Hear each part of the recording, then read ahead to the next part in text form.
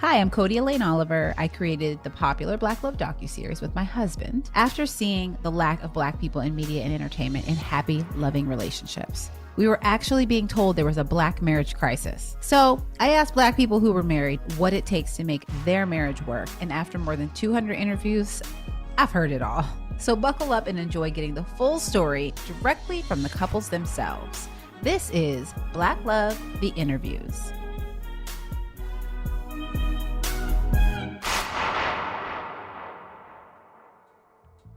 Other girls that look just like her, and they would be singing at these musicals and concerts, like church functions.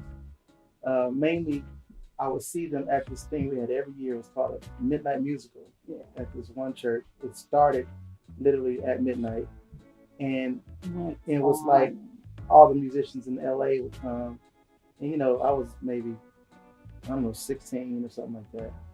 And we would the musicians would never actually go in the church. We would hang in the parking lot and just watch the girls go by. And then when it was our turn to play, we would go play. But we would see them all the time, like, well, those little sisters that sing, And so fast forward years later, I'm in Milwaukee on a tour.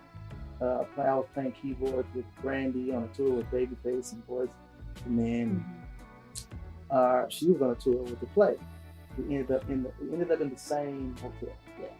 In Milwaukee, and we met some of the musicians from their play, and we were in the lobby talking, and I saw them walk across the lobby and go to the elevator. I said, "Hey, those those girls from LA."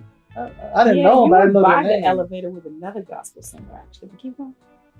No, okay. Whatever.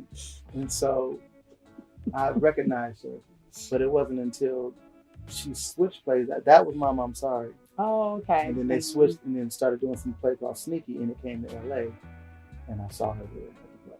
That was the first time we actually met. December 9th. Saturday, December 9th, 1995. What did you do? Basically, a buddy of mine was in the play, and so he introduced us. He said, "Hey, how you doing?" I said, "Hey, how you doing?" And that was pretty much it. She had a peach cobbler in her hand. Did I? And I said, that sounds so sad. He was giving it to somebody. I said, "Is that for me?" He said, "No." And kept walking. Not mean like that. Was I mean? No, you weren't mean. You said no. Dismissive. And kept walking to wherever she was going. But then after that, his friend who's an artist had come to stay at his house, and he asked if me and Tina wanted to sing on something. So we went to his house, and we were recording, and I think that's where I really noticed him. And started smiling and grinning at each other, and I think we exchanged numbers. That's when we exchanged numbers. Yeah. There's a picture somewhere of that actual day. Does that mean with the jump with the hair? And I have a pair of overalls on. Yeah, I have a velvet turtleneck on. And her hair is up in this long... It was updos. Updos was bomb back then. So it's her and her sister Tina, and it was a couple of guys staying with me in my house. And we were all upstairs getting dressed, and they had already got to the house. And one of my best friends was downstairs. He came upstairs. I said, "How does she look?" He said, "It's two of them." He said, "Well, the one you like, she obviously the prettier one, but she got something going on with her hair that's kind of weird." He started doing like this. I said, "What could that be, bro?" I came downstairs and I saw it was what do you call it? It was an updo. Yeah, it was That's did up in the 90s. I think we might have both been hesitant because we came out of relationships. I had just been engaged for the second time, and he hadn't had a girlfriend. She's my first actual girlfriend. They all are pissed off right now. If they're all honest, they're all, come to grips with the fact that I never called them my girlfriends. I would say, "You're my friend." I don't do girlfriends. I don't have girlfriends. So you was their boyfriend, but they wasn't your girlfriend. Not my problem. It's so terrible. How was she different?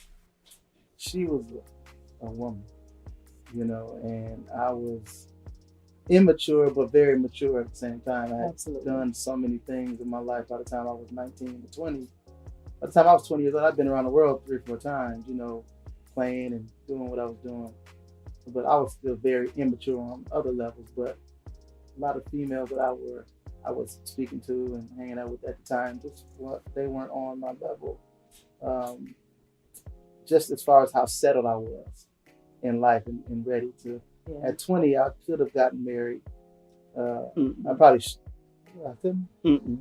I couldn't. Maybe not to her. It was. I think the reason we clicked so well because one, we were both from church background, both in music, both, you know, not in gospel music.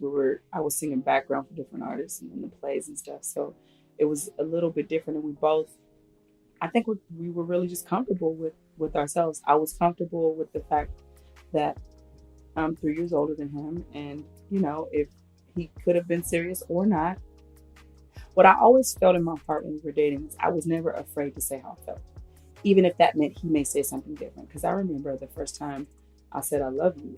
I just said it because I wanted to. And of course, in my mind, I was like, should I say it? What's he going to think? What if he doesn't get back? How's he going to, that whole thing. And it was so, you did it while I was almost kind of distracted too. I was working. I was in the studio But I love watching you work. And I was working. She was standing behind me. She just said, she tapped me. I said, yeah, I love you. I was like, and there were artists there. I was Did it scare you? No. I remember I said, I love you too. Did you? Yeah. I don't remember that part. I did. I said I love you. Was that the first time you said that? To a woman? Girlfriend? No. So he had said, I love you. I used to tell my mama, I love you all the time. Wait, so you never had a girlfriend when you told me you loved him? Yeah, because sorry, y'all. Let me tell you. He didn't mean Let that. me tell you what it was. I did love him. I got best friends that I love. I love them. But I can't say, hey man, I'm in love with you. No, I was not in love with him. It's possible to love somebody but not to be in love with them. I think that's very possible. So this is true. I could say, yeah, I love you. I care about you. You know what I mean? Am I in love with you? Do I want to spend the In love means, when I say I'm in love with you, that means I'm prepared to deal with your ignorance and all of the dumb stuff that comes with you. Pause. Yeah. Wait, so that's why you... No, that means like all the stuff that I don't like about you, I love that too, is what I'm saying. See? You fixed that real good, Mr. Campbell. And I couldn't say that about anybody else. I couldn't say, I love you and all your mess, because I love you when you're cool. When I agree with you, I love you. But do you love me when you don't agree with what I'm doing? That's the point. That's different. My normal personality and previous relationships, just in my life in general, I would always suppress how I felt because I was always afraid of the response. I was always afraid of, they may not say it back. So I would always just make peace with whatever the reality was. And so I didn't want to do that anymore. I just felt like I was cheating myself. So I started to just say what I felt, when I liked something, when I didn't like something. And even to this day, it's kind of challenging. I remember I was pregnant with Zaya, my last daughter, and I really, you kind of emotional and all over the place when you're pregnant. And I needed more time and attention. And I had a problem with telling him that, but I knew I needed to. So he had come home. I was like, I got to talk to you. So I got total attitude. He's like, what's wrong? I was like, I need more time with you because I'm just emotional. And I said it was just all wrong. But I gave him all this attitude. He was like, what you mean? I was like, see that right there. That's why I didn't want to say nothing first. Like it was all bad. But I still said it. And for that, I think it always allows us to get to where we're trying to go. Like I remember there was a time you came home, I was mad. You didn't answer your phone or something. You left it in your car and I text and called. And the first message is like, hey, where are you? Third message is like, hello, exclamation point. Fifth is like, are you ignoring me? And then it's like, oh my God, are you okay? And you call and you text and you call and you be like, well, whatever, then I'll see you when I see you. So by the time he came home, he's like, hey babe, how you doing? I was like, really? I'm going to be upset for about 15 minutes. Give me a moment and then we can talk. He's like, I appreciate you for telling me that. Because I didn't want to have to ask what's wrong. And you go, nothing. You know what I mean? I think when nothing for 3 days. Nothing. When you lie in a relationship like that, you don't get anywhere. And I think our honesty with each other has really, really helped us be where we are. Sometimes brutal honesty. We don't always enjoy that, but what do you say? Sometimes your honesty hurts and stings.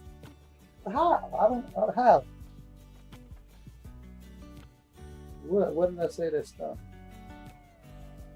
There's been different things that have happened in the course of our relationship where he was speaking his truth, you know, whether it was needing space or not sure or I know I love you, but you went too far back. That was before we were married. We're talking about marriage. It all matters because how you date I'm determines just how trying you.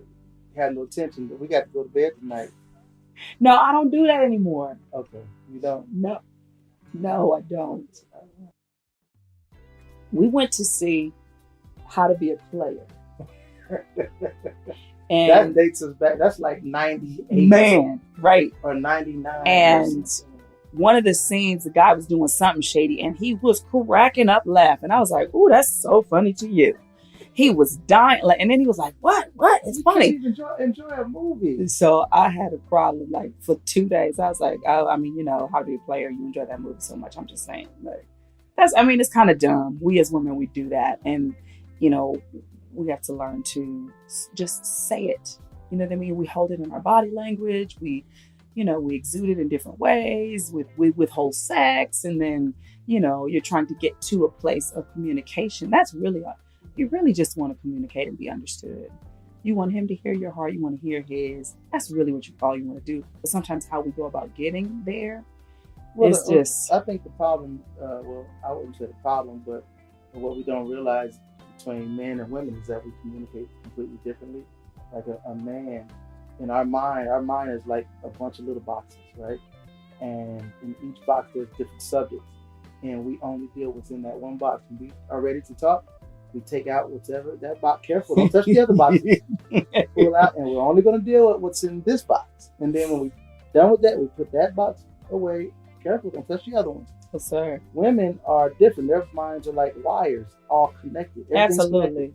This thing's connected Absolutely. to that thing, and it's all like. It does. So we can Absolutely. have a conversation now, and she would literally bring up something from like 12 years ago that I really can't remember at all, but it's all connected for her. You know what I'm saying? Memory is so selective with men. Like, you don't remember. I don't think any of his friends were married. Of course, 28, we were all, like, some of my friends had gotten married. One of them, I think, had a baby. And so, it's always present. And unfortunately, I think for women from the time we're little girls, we're trying to figure, who am I marrying? What is my house going to look like? Where are we going to eat? Where are we going to go on vacation?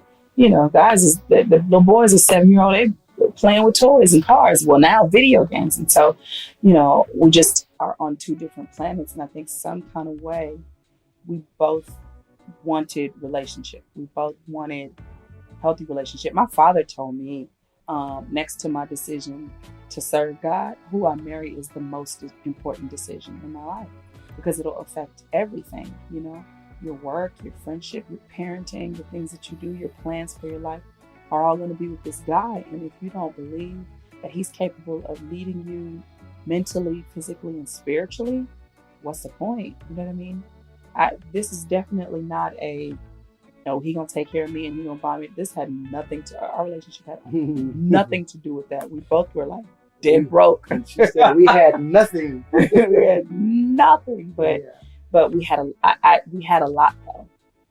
We absolutely had a lot. I knew beyond a shadow of a doubt that he loved God. And I had written down on a piece of paper after my past failed relationships, I said I wanted somebody dark.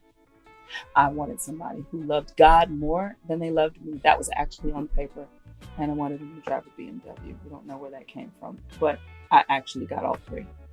And we just continued to build. I was driving a BMW. You were. I sure was. Yep. That beat up BMW. Woo! And I had prayed. I said, God, if this is not my heated findeth, please don't let me fall in love. I don't feel like going through heartbreak and heartache. I didn't want to get involved, to do the mental, as a Christian, to do the mental battle. God, is this him? Is this you? Is this my destiny? Is he connected to my purpose? Is this him? And so I felt like I heard the voice. I literally felt like I heard the voice of God. But I was like, well, I ain't telling him. You got to tell him. So we'll see. If you told me you didn't tell him, then I just wait till he finds out.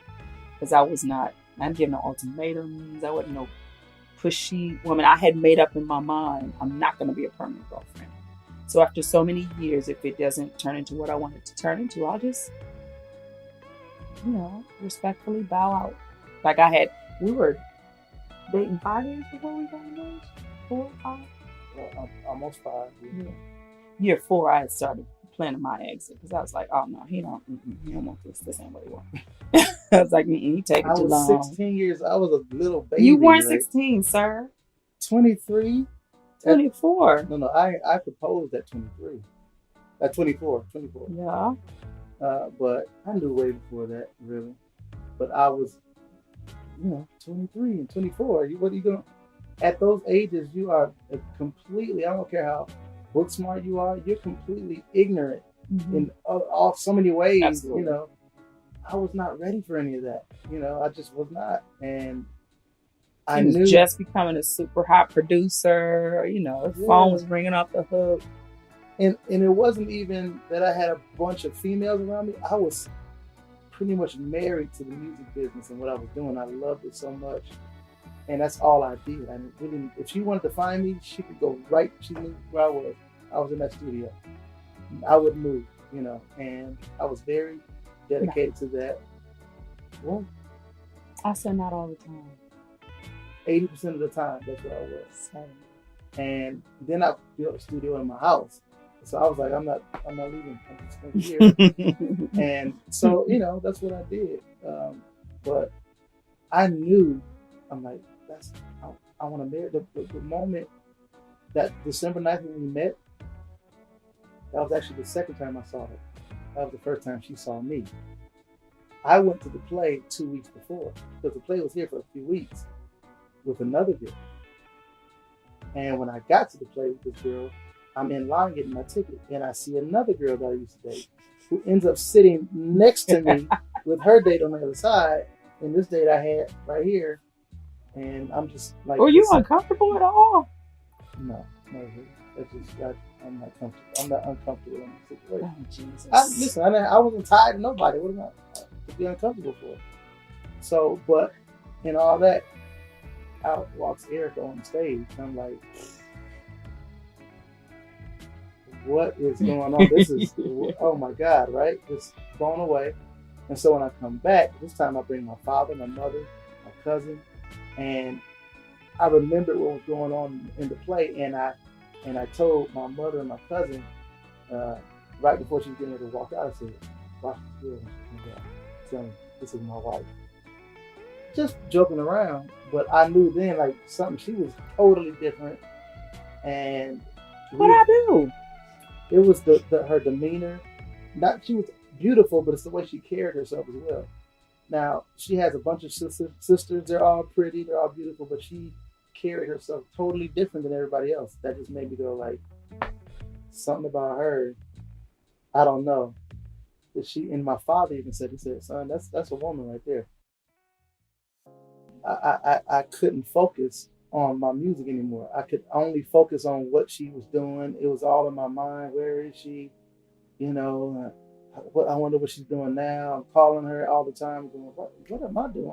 So I don't do that. I don't call. I just didn't because nothing else mattered to me. Just music. It was just about that. And in my music business contact, my music business friends, just that. And so.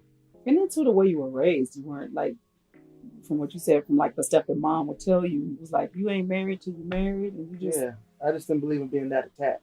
But in my mind, I couldn't focus on anything else but her. I want to be with her all the time. I mean, even when I'm asleep. And if you're going to do that the right way, you got to get married. And I just was like, oh my God, this is it. This is it. So I told my dad, I said, Dad, I think I'm going to ask Erica to marry me. He said, well, son, I told you she was a real woman. And I told you would know when it was time. I said, but let me tell you something else. There's not a gene that's going to kick in that's going to cause you to be faithful to her once you get married. He said, now, when I met your mama, I was a virgin. So I see all these little girls you got coming through here.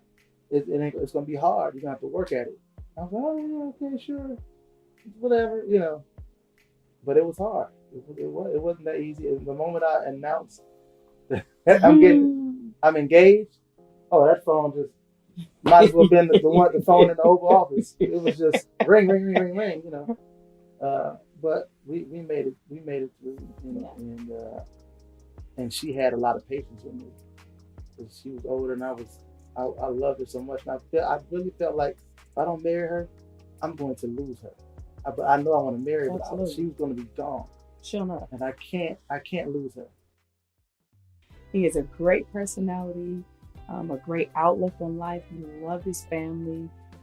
He had friends that he had been friends with for, you know, since he was little. And that meant a lot to me because I had friends that I had since I was little. And, you know, he wasn't in church at the time, but I knew he loved God. And that was so important to me. And then we had such great conversation. Like we were able to we would stay on the phone for hours and fall asleep. Did you sleep? No. Stimulating your intellect. You were stimulating my intellect. Yeah, I don't know. We just always made sense together. And I think because I had, you know, been engaged before, I felt like I wasn't going to be just dating him. We were all going to be mixed together. So if there was holidays, me and all my sisters, cousins too, would drive all the way out to the valley to his mom's house and hang, whether it was 4th of July, Thanksgiving, Christmas. We would, you know, do what we were doing. We're like, hey, y'all, let's go to Warren's house. And because I felt like I didn't want that separate thing. I didn't want that pull that you have, like, oh, I got to be with my family. And I got to figure out who I'm going to be with. So our first few years even of being married, that's what it was. It was just a bunch of togetherness. And I think that really made us strong as a couple because we felt supported by our extended family. I know some people really are alone. We got to give a lot of that to my mother. Absolutely. Because she really pushed for that, even though it was tough because our families were completely different. She has a large family. I have a small, it's just me and my little sister, you know, my mom and dad. It was 4 of us and it's 104 of them. So it was 9. Not I mean, but they have cousins and they were a lot louder than we were. And so it'd be like, why are they so loud? Oh, Jesus. And then, you know, they probably looking at us like they stuck up or they don't want to. It was just completely different. But we took the time to and my mother really insisted on that. Absolutely. And I think it worked because there is no separation now. Her sisters are not my in-law. That's my sister. Yeah. You know, my sisters call his mom auntie. They don't, they don't just say Miss Campbell or, they love her like I do. Like I can come over there and be like, I'm on the phone with Google, and I'm like, that ain't your daughter-in-law. What you gonna talk about? You know what I mean? I get a little territorial. But I love that we have this really, really great, honest relationship, and it's definitely contributed to our relationship. That's the truth.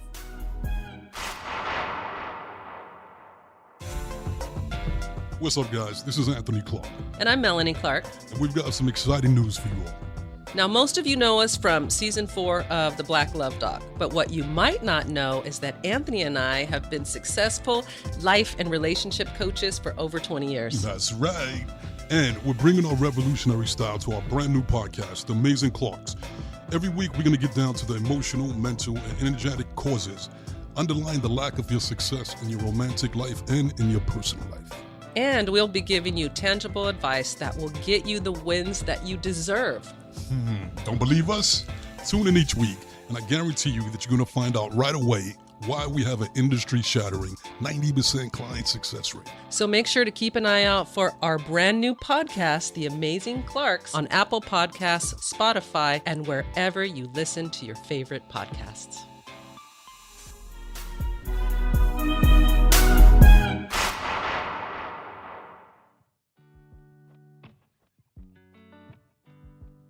The first challenge is she remembers more challenges than me. Yes. My idea of what marriage was, he would come home and I would be upstairs posted in the room in my negligee, and he would come up there and tell me about his day, and I would be posted up, and I would hear the door, and I'll be waiting on him to come upstairs, and then the next thing I would hear is a video game. And so I'd be like, he gonna put it down any moment and come up here and at least say, "Hi, babe, how was your day?" So after he don't come upstairs, when I come, I just stand in the kitchen and like peek, like, does he even care if I'm here?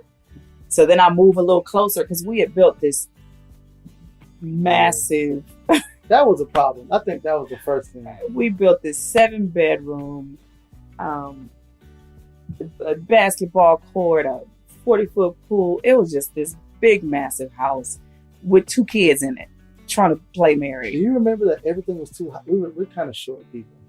Everything was too tall. Like the sinks were like up here. It was a giant house. Yeah. So I would want more of his attention, and he was giving to the video game. And Wait. I would play video games in the family room and then go upstairs, get in the bed, and play another video game in the room. a hot mess. Yeah. I'm sorry. That's okay. No, there was one time when, because we had just got married, and I was very fearful. My mother and father had been married and divorced 3 times. So to each other. Yeah. They tried and failed 3 times with each other. So in my mind, saying the words "I love you," what does that mean? You could tell me you love me, he would say it all the time, but I wanted something different. And I remember getting off the freeway, and I was on my way home, and I said, "Lord, if he loves me, let me feel it. Don't let me self-sabotage because of my fear. Don't let me self-sabotage my relationship because of what I experienced and what I saw." And I started to see him different. So one of the days, he came home. I was like, "Are we gonna go out there?" He was like, "I'm tired." I was like, "Somebody gonna take me somewhere." He was like, "What does that mean?" I was like, "Somebody gonna take me somewhere." He was like, "Fine, I won't work then. We'll get rid of this house. We can get the cars back. We can go stay in a cute little apartment, and we can go out every day." I was like, "You're so sarcastic." That's not what I was saying. We went through this whole thing. He walked out the door, and I was just sitting there like, I made a mistake. And about 20 minutes later, he called. He said, "You want to go to the movies?" I was like, "Yeah." And we ended up just, trying to pay a little more attention to each other. It was very easy to get caught up in our lives because I was very, very busy when we first got married. I was gone a lot. I saw my wife the first year of marriage. Out of 12 months, I saw her the equivalent of about 2 months. Just about. We didn't see each other at all. And then the next year, I got an apartment in New York, and I was there 7 months before she even saw it. And we just. I also think that contributed. Well, no, I think it contributed to us staying together as long as we did as well, because absence makes the heart grow fonder. And so when I would see her, it would be like, "Oh," and then she's gone again. But at the time, I was so young, it was like, cool, my wife's gone doing whatever, and then she comes back, it's on, it's great, it's great, it's great, it's great. And then I get a little older, closer to 30, and now I want my wife home. Dun, dun, dun. She can't just come home. She's in a full-blown career, sold millions of records now. We got a kid to come in, but I want my wife at home, so that became a problem. That became a real problem. We see things differently. What part? I can't remember. Sometimes she just makes faces. I don't know. You should have said something. What did I say? It wasn't right? I don't think absence makes the heart go fonder. I'm talking about from my perspective. I think that for me it was great. I think that absence kind of caused us to we were on the same road, but I was on this side, I was going in the same direction, but I think it kind of... I'm talking about when we were younger, it was great for me. You gotta understand, you're 3 years older than me too. And women are already more advanced in these areas than men anyway. You're much more mature. So as I grew, like I said, when I got closer to 30, it wasn't cool no more. You felt that way earlier because you're a lot older.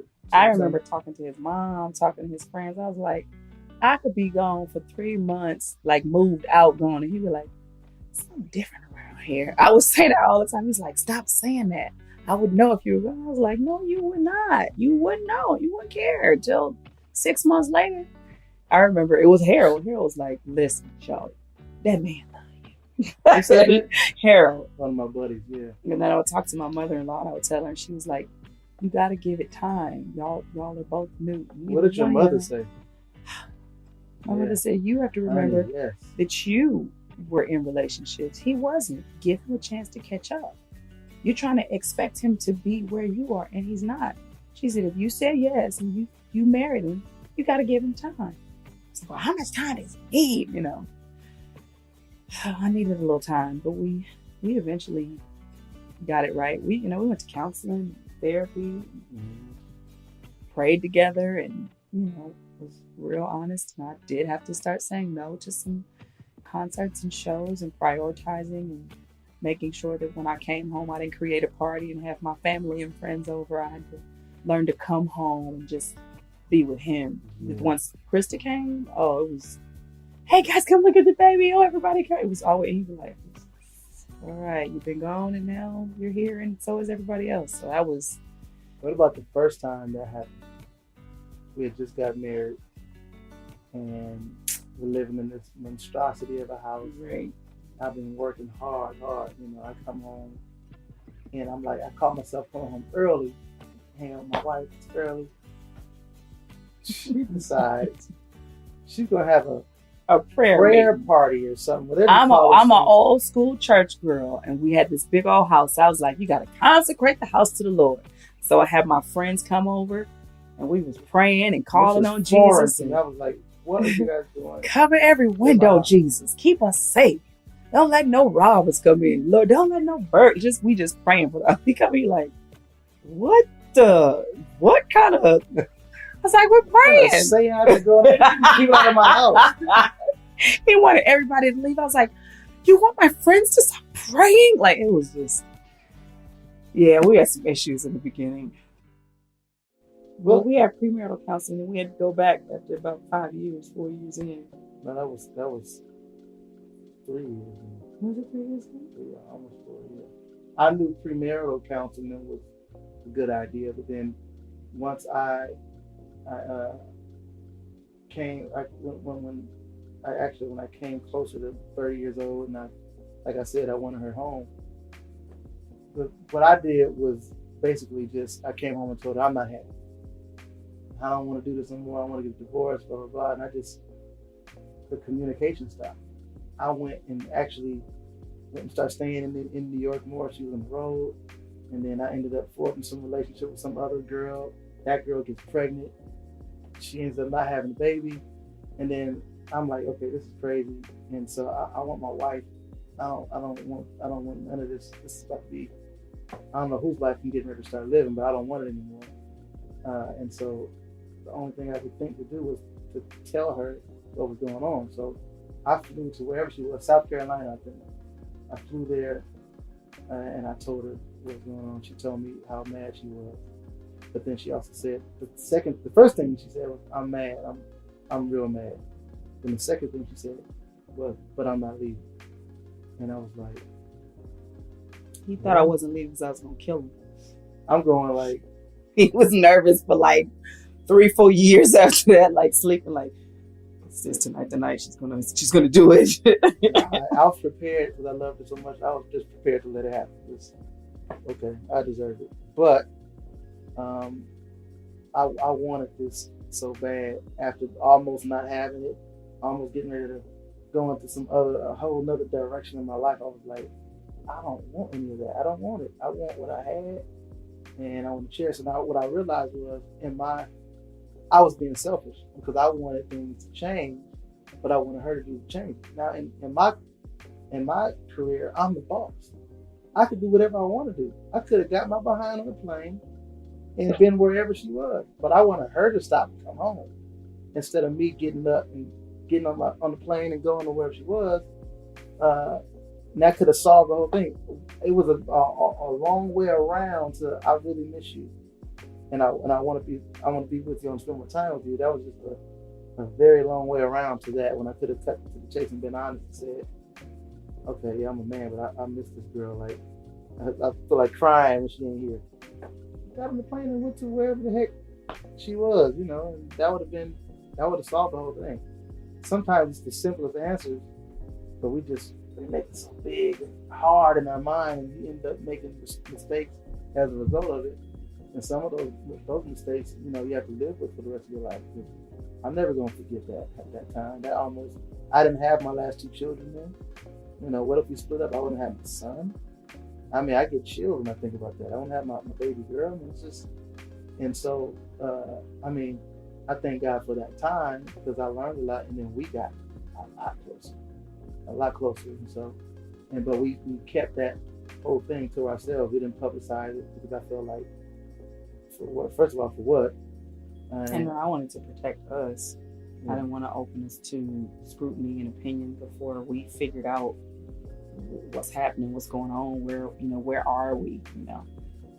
Once we knew we had made it through it, it took some time. When I forgave him and her, when I was able to go to her and say, I forgive you. And I knew that was crucial for me, no matter what happened with us. I was literally in church, and I was like, God, I'm not going to be that chick that's going to be bitter and angry and all of this. You got to take it all away, take it out of my heart, take it out of my mind.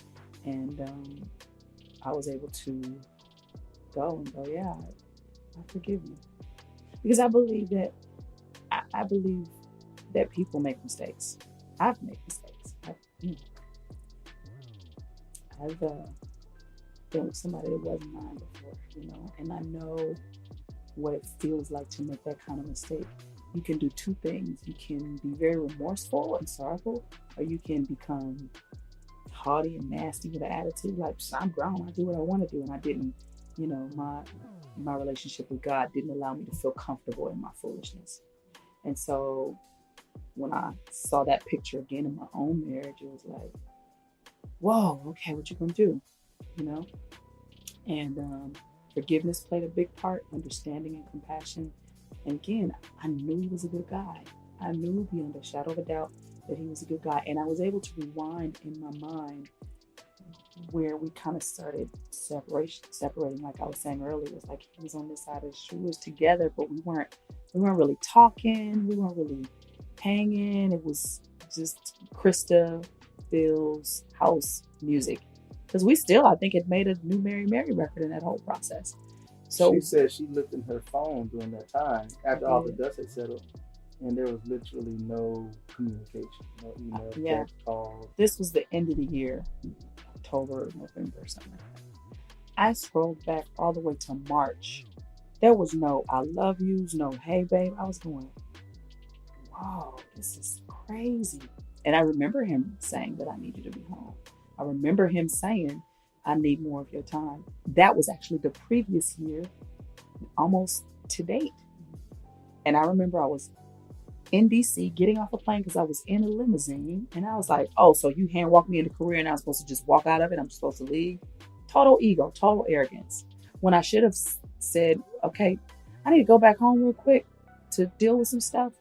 But I didn't. And so it got worse before it got better. But I can honestly say it really did get better, and we took the time, and he gave me the time I needed. I got, kind of flipped out a little bit and turned into angry, bitter woman with a very foul mouth. And he said, this is not who you are.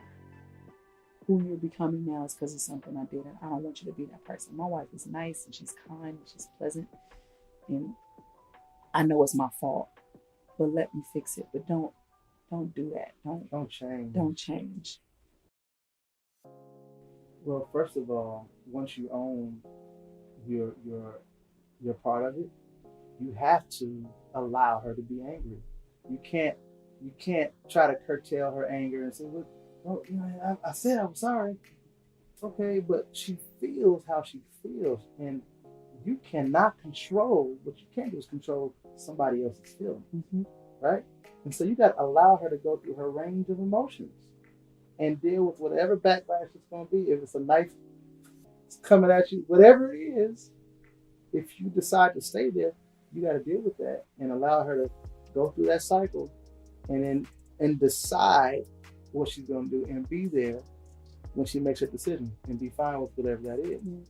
And then on top of that, try your best to show her that I'm not that guy anymore. I'm not going to do that again. I'm not perfect, but I'm not going to do that. I'm not going to do that anymore. And, you know, if God is on your side with it, you have a shot. But it was on the bed. That whole thing rested on the bed of friendship.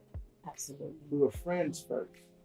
I was talking to my pastor before I went and told her. He was like, okay, who knows about it? And I said, not many people, but I'm going to tell her. And I said, we're such good friends that I feel like I could tell her and she may not leave me. He said, well, I don't know about that. I don't know about that. But what you don't want is for her to hear it from somebody else. So with that in mind, I jumped out on the plane the next day and said, I'm going to North, you know, whatever she was, Northwest, South, Boodle Scat, whatever that was. And she was in some weird little part of South Carolina. Yeah. I got down there, got the plane, took the train and the bus and the cab, and I told her. And he let me talk about it as much as I needed to. Woo. And every time I knew he didn't want to, because it's something he does when he don't want to talk. It's like his head will drop and tilt to the left, but he'll come back and be like, okay, we need to talk. Okay.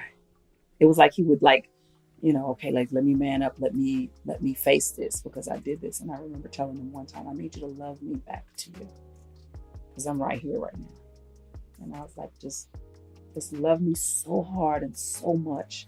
My mom, just everything, just love me back to you. And he did. I think it was definitely that, between that and Jesus, without prayer and without people praying for us and without our bishop who would randomly text us, are you okay? You're going to make it through this, you know? Yeah. And sometimes I'll be like, I'm having a hard day today. And he wouldn't say much. He would say, you're going to be all right. You're going to make it through this. And just that much, I think, helped us tremendously. And, you know, the fact that we were friends, I was mad because the first person I would tell about anything was him. But I didn't want to talk to him, but I wanted to talk to him. You know what I mean? So you feel a little nuts all in the process. And I was like, dang, why this? Why we couldn't have another problem? Could the house catch on fire or something? Could it be something else? Let me break my ankle. I'll take that, Lord. Did it have to be that? Could it be something else? But, you know, you can't pick your trials. You can't pick what your issues are going to be. All you can do is make sure you handle them right. Make sure you go through your trials and tribulations the right way. Because if you go through the wrong way, it can be the end. For stuff that's really real, I believe it's a lot of people that we know that were a beautiful couple, but they just, I don't want to forgive you. Not I can't. I choose not to because I choose to replay it. Yeah, I replay it. I remind myself. I go over it, and I was like, and I remember telling myself that I forgave him. He forgave me. We done. I'm not thinking about. Nope, I'm not doing that no more. I started being in control of my thoughts. You know, another thing I believe with guys, you really got to pay attention to why you did it. And you got to really strain to answer that question. It's not a quick answer as to why you did it. Because if you don't understand why you did it, you'll just do it again.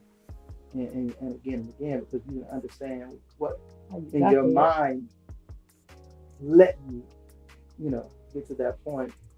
I remember when it first happened, one of my homeboys who was very close to me, I drove to his house and told him, he was like, man, let's walk. We took a walk down the street. I'm crying. I'm like, man, he was like, first thing he said was, don't worry, man, you'll be all right. But you're going to do it again. I was like, no, I'm not. But I didn't understand. I didn't understand yet why I was doing it. And I just went and I did it again. I'm like, and every time I go, oh my God, what am I doing? I don't know. And then you begin to be comfortable in that. And it's so easy to just fall back after that first initial kind of shock of what you did wears off. and it becomes to be easy to do it. It's true. And you know, that's a bad place to be in. Mm-hmm. Because now you're rationalizing why it's okay to be in this space. Mm-hmm. You know what I mean? You come up with Yeah. all kind of excuses. That rationale is cold-blooded. Yeah. Man, Your rationale is a genius. absolutely. It makes you think anything is possible. Right, You and know what I mean? everything is okay. Anything is possible, and everything is okay.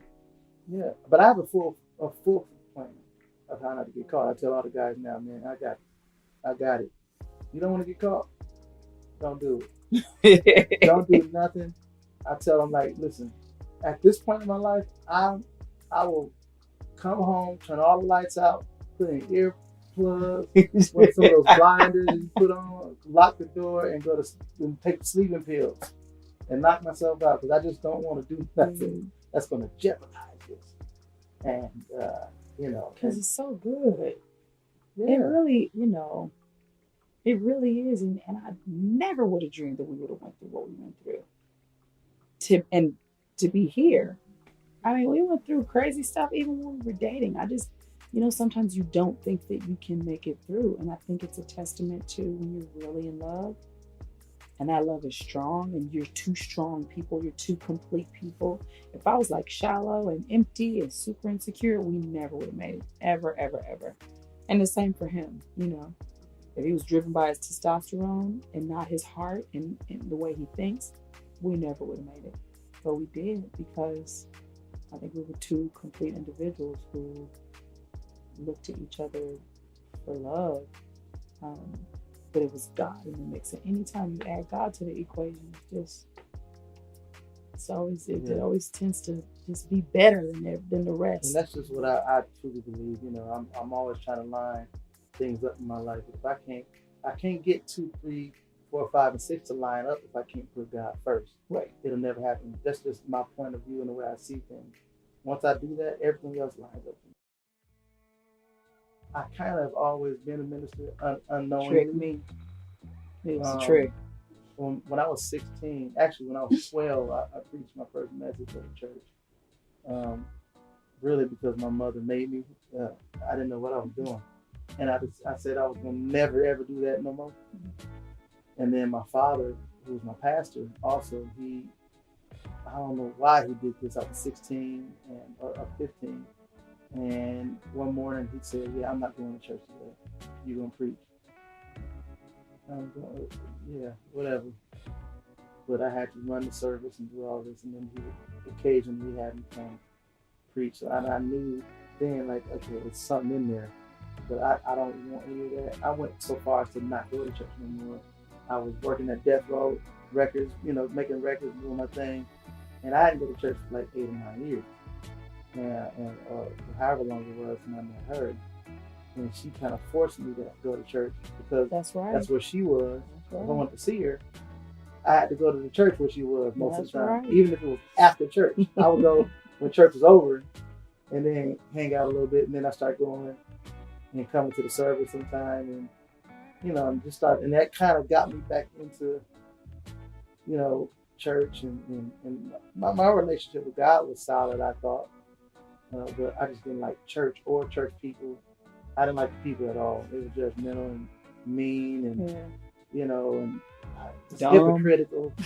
Yeah, it's just, sorry, church. I don't like these people, man. Like, and I would go like, why do they dance around and sweat and then eat chicken right afterwards? Like, it's a waste of my time. This is crazy, right? Yeah. Like you should eat chicken and then run around. Anyway, making space for the calories. I just didn't like the whole culture and how anymore. But being around her, I just kind of fell back into it and then fell in love with the church that I ended up going to, Faith Central, FCPC. Yeah, stand up. and I'd heard every message, every preacher. I was like the preacher's mascot because I loved preachers and preaching. I thought it was so cool, but I didn't want to be one. But I didn't like church that much. It was kind of a strange thing. And so one time, one of my buddies, I happened to be at his house. He said, listen, one of the keyboard players left. We looked for a keyboard player. He just kind of said it. I said, I want to come play. He said, you're not going to play. I said, yeah, that's not. He just didn't believe me. And so I went and I played. And the first time I went, Bishop Kenneth Omer was preaching. And blew my mind. I remembered everything he said verbatim. And I was sitting on the organ just watching him going, what the heck is this? I've never seen this. And I joined the church. We joined the church. And maybe that was 2001, 2002. And in 2008, I really felt the call to minister strong. So I started going to this Bible college that was kind of bootleg. But I just wanted to get in and just try to figure out what to do. And then I realized there were classes I could take at my church to become a minister. And so I did that. And then in 2009, I was licensed as a minister by Bishop Omer. And in 2015, I was ordained as a pastor.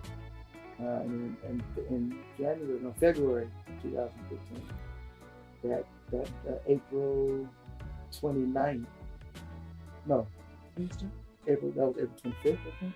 25th, yeah. We had our first service. Prior to that, 2 years prior, we had started Bible studies for 2 years, and then so now, 2 years later, 2015, we planted California Worship Center. I wasn't rolling with him at first. I wasn't. She was not rolling.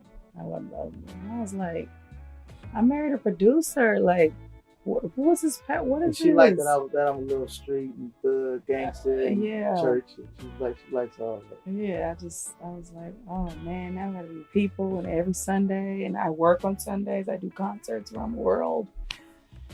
So I wasn't with it. I was like, it was gonna be too much pressure, and and then I was like, okay, God, am I the wayward, wicked wife who doesn't want my husband to tell people about you? Forgive me. And I just didn't know what it was going to do to our relationship. It was just too many unknown items, in my head. And so I remember after the Bible study had been going for a while, I told him, I was like, I'm with you. And I literally had to go like, okay, all right, okay, I'm in. Okay, church, okay, this is what we're doing. When you grow up in church and you're able to kind of tell people about Jesus, but not get so caught up in the politics and the religious crap that goes along with it, sometimes you get comfortable there. And so my thing now is, okay, how are we going to be different? How are we going to avoid that? So from service 1, he told the people, we're not mean church people. We're not judgmental church people. It's our job to love people. That's all we're going to do. That's it. That's all. And we've been able to achieve that to this point. We got a great group of people. And, a lot of them talk about, loving, seeing our relationship. Like, at the end of service, sometimes we're holding hands, dancing in the front. Or, our relationship is it's very present even at the church. And so I think it affects a lot of the other young couples there and other married couples and people aspiring to be married. Okay, I want it to be like that. And we're like, oh, wait, we're not perfect. Don't put us on no pedestal. We don't want that, but we don't mind. Us being able to show and display what marriage is supposed to look like through different lenses, though, because they're seeing it. They're seeing we're displaying what we were taught. Yeah. I'm displaying what I saw with my parents. So basically, our marriage is, they're really seeing it through the lenses of what I saw, growing up. And just the fact that they have that example and they know what it is, you know what I mean? Yeah. And if they see anything else, they know that's not right. Right. My 11-year-old, when she was like 8, and we would walk around the neighborhood, she would go, oh, that's a princess house. I'm sure there's a Prince Charming in there. We're like, really? A Prince Charming? Yeah, and a princess, and really pretty, and have lots of fun like you and Dad, Oh Lord, we're an example. And the church that we got married in is not very far from here. And so every time I would take her to school and we would pass the church, she would go, that's where Daddy was a prince and you were a princess. So it's really great to be that to her. We have extreme things that I've done where my son, who's 5 now, when he was 2, I was walking him down the street and we have different mantras that I just drill into him. Right. At night, I said, what kind of man are you? He go, I'm a godly man. I said, what else? He go, I'm a Campbell man. I said, what else? He go, I'm a black man. and that comes from me just building things into him. So one day we're walking.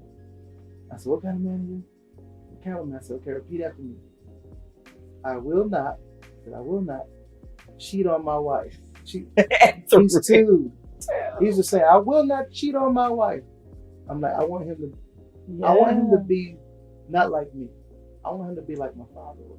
My father, I have such envy. I have 3 friends that are very close to me that they were virgins when they got married. And I'm like, oh my God. And I love my wife. I'm like, there's nothing greater than my wife to me. But when I see them look at their wives, I know that he only knows this. He doesn't know anything else. He's never seen anybody else. He doesn't know it. And I'm like, if I'd known better, that's what I wish I had that. And so I want that for my son. And we know in today's society that's rare. And people say you can make a better decision once you've had all of this stuff.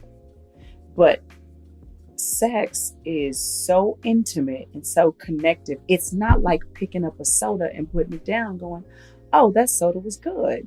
Not even anatomically. When a man and woman come together, he releases you, take him inside of you. He leaves, but he doesn't leave you. That's why women have such a hard time letting go.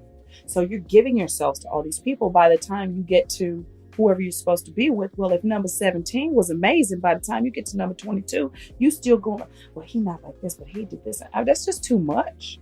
You know what I mean? And a lot of people are like, oh, well, I get it out of my system. That's a theory that may work for some, but it just didn't work for me. And I don't want that to be what my children exude or emulate, or I don't want that to happen in their lives. I'm trying to find the right word. We don't want that for them. We don't want that for them. Yeah. And so I pray that prayer all the time. God, just let my boy, let him be more like my father, and not like me and my grandfather. My grandfather was something else. He was just something else. He had lots and lots of women, and I was pretty much that same guy, and I got a lot of my father too, because I wanted to be a husband. Because my father, my grandfather was single, for a long time. Then he was married for a little bit, but he was a player. My grandfather was a player, and I loved that for a while. But yeah, I think we're blessed with a lot of married friends that are happily married. Not perfectly married, but happily married. And, we are able to kind of call each other and talk and share and talk each other off the ledge at times. And, I've had many midnight phone calls, screaming and crying. Calm down. All right, you was wrong. I got a lot of Go phone back. calls. Man, she's crazy. She's crazy. Yeah, she is, brother. But you just as crazy. That's why y'all go together. Right. And it's weird. The majority of our friends are married. Yeah, married. Yeah, we're really blessed with good friends that we can share with, that we can vent to. You know what I mean? But will tell us good advice, like good for the marriage, not just good for you. None of my friends do that. That's right. You right. That's right. They're like, well, wait a minute, homie, check it out. But go back and talk to him. I don't want to talk. You know how we get sometimes. When we were going through all that stuff, I had a friend of mine. At the time, I was boxing every day. I had a friend. He was older than me. He said, I'm telling you right now, if you lose her, we're going to both put them boxing gloves. I'm going to box your head. And I was like, really? You never said nothing like that to me. All of them were like that. Nissan, one of my best friends. Really? He was like, money. Love your friends. He was like, nah, money. Don't mess it up, money. From being honest and saying we've been through the good, the bad, and the ugly, and we're still here. Yeah. I probably would never use the word perfect. No, I don't use the word perfect. No, there is no perfect marriage. There's no such thing as perfect marriage, because there's no such thing as perfect people. it's just we're all flawed. We're all jacked up, got crazy stuff inside of us. Yeah. And that's And the what it is. potential to be fools. All the time. Yeah. But you know, I just rather do all that stuff with her. Right. You know what I mean? I know I get on his nerves sometimes. I know it. You know what? She's the dude that got on my nerves. That you don't do as much no more, actually. I don't think about it. She would leave all the cabinets open in the house and all the lights on. I come home, I'm like, why are all these lights on? I go in the kitchen, the cabinets is open in the kitchen, in the hallway, and she's in the room looking at TV. I'm going, see, I'm a natural born multitasker, see. And you start one thing, and while you're in the middle of that thing, you remember something else, right? So you start down here, you're doing cabinets, and one of the things you have to take is upstairs. You go upstairs, you realize you didn't clean out your drawer. So you start cleaning out your drawer, you remember you got to go downstairs because you're thirsty, you want some water, you come down, you see the cabinet thing, you remember something coming on TV, so you're like, let me stop and watch this for 30 minutes. And so then when he would come home, it would be a little mild tornado, but we thank God for love. and I'm like, you have to stop. And the other thing is, this is something she still does, and it's getting better, actually. It's getting better.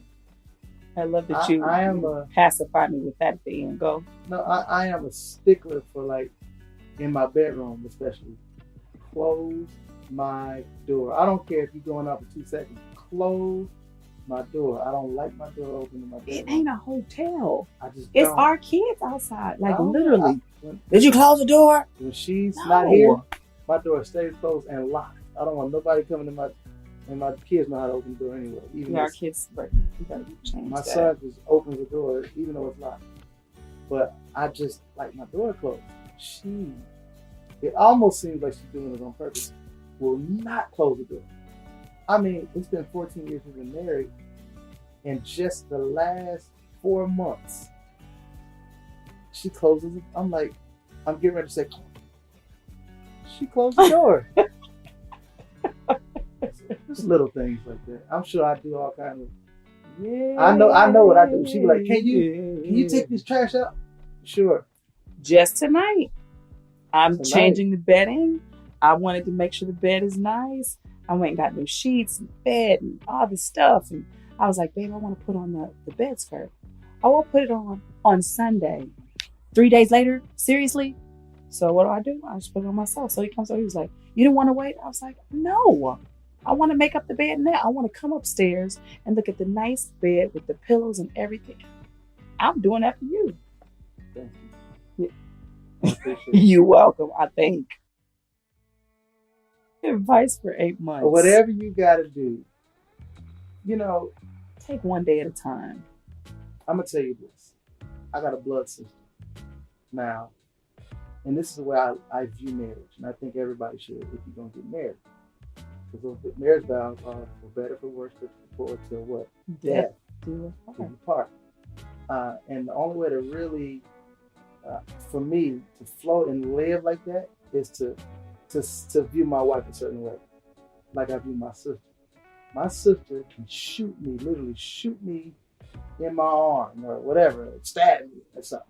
And I can be mad and say, I'm never going to talk to her again. But guess what? It still doesn't change the fact that she's my sister. We have the same blood. I can't do anything to change that she's my sister. Can't do it. Can't change it. It's what it is. That's how I view my marriage. I have to view it that way. Like, we are married. This is my wife. Period. There isn't going to be any otherwise, nothing else. She can leave me tomorrow, marry another man. I'm going to move in next door, and every morning that man's going to have to see me. I'm going to punch him in his face every morning and say what you're doing with my wife. He's been saying that for the last 10 years. But that's the way I look at it. It has to, ain't no getting out of this. I ain't gonna lie, I do the same thing. In marriage, nobody gets out alive. That's just what it is. That's a little extreme. No, communicate, be honest, be understanding, give it time, don't rush it, don't let people get in your stuff. Yeah. Don't get advice from people who don't love the way you love, who don't view things the way you view things. A lot of times people give advice based on their own insecurity. And so what they're saying will never benefit you. But sometimes if you have a real good friend, you take it to heart and you destroy something beautiful from somebody who ain't had nothing in the first place, you know. Yeah, I want to take marriage advice from people who ain't married.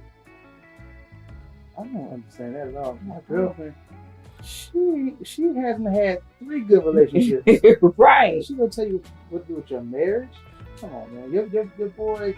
I mean, I have a lot of friends. Most of them are married now. But at one time when we first got married, they weren't married, and they always trying to tell me that, you know, I'm like, wait a minute, you ain't committed to one woman yet in 20 years. You got 14 baby mamas or whatever. I'm not listening to you. You're not going to be able to give me advice. So, And pray together. Always consider your sources. Pray together. Yeah. It's hard to do. It is. That is because it's so. I mean, you can be intimate physically, but ultimate intimacy, that praying together, is like such an awkward. It's like, I don't want to do that. It's like, you know. You feel uncomfortable, like, oh, I'll pray, you pray. Okay, we know we both prayed. I remember when we found out that you had cancer and we went to the doctor. From the day we found out, every night after that, I would lay my hands on his body. And I would say, Lord, I thank you that his body is healed, whole, and complete. In Jesus' name. Every night. I didn't talk fear. I didn't let anybody call me crying. We started praying together. Yeah, that's when we started. Tragedy, you always did take it to your knees real Let's fast. pray now. Right, let's pray. Call you Jesus. You know. But if you pray before, then the confidence that you have when you're praying and going through is a little bit different. Because you have a relationship with God already, and so you already understand what he can do. And so if you don't know what he can do and you're in the middle of a crazy situation in your marriage, there's always a little fear there because you have no reference point. You don't have experience with God. You have to have experience with God. I'm so grateful for my experience, the times that he's, you know, answered prayers and mended my heart and, you know, just made us better and brought us together. We would pray, God bind us together in love. So I could hear him and he could hear me. You know, that we would remain friends. Even when we kind of testy with each other, we still were calm. I remember we were dating and he needed space. And he still kept calling me. And I was like, why do you keep calling me all the time? He was like, because I want to talk to you. You don't want to talk to me? I was like, no, space. Take space. Space me away, apart. Don't call me. Calling me space. I was like, what's up, space? I was so sarcastic.